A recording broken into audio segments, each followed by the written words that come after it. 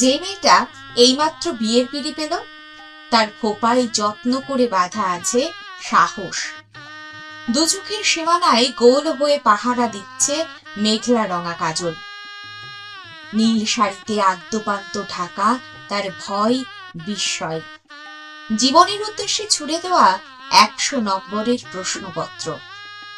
থেকে থেকে নহবত সানাইয়ের সুর জোরে জোরে ধাক্কা বাড়ছে তার বাপের বুকে। মা এক ফালি রোদ মাখা বারান্দা, উনুনের আঁচ, চালতার আচার নিয়ে ফ্যাল ফ্যাল করে তাকিয়ে আছে নিয়তির দিকে। আজ সন্ধ্যায় মেয়েটা সীমন্তিনী হবে।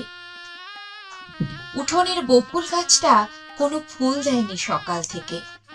বইয়ের তাক জুড়েও একটা নিস্তব্ধতা। 34 নম্বর পাতার পরে এক ফালি শরৎচন্দ্র অনাবিষ্কৃতই থেকে যাবে আরো কিছুদিন। নাকছাবি আলতো করে পান পাতা ছুঁয়ে দিতেই কুমির ডাঙা এক্কা দোক্কা খেলা দুপাখানি। আলতা পায়ে কেমন ভাবে গোটা একটা মেয়ে বেলা পেরিয়ে যাবে। মেয়েদের এক জীবনেই দুবার জন্ম হয়।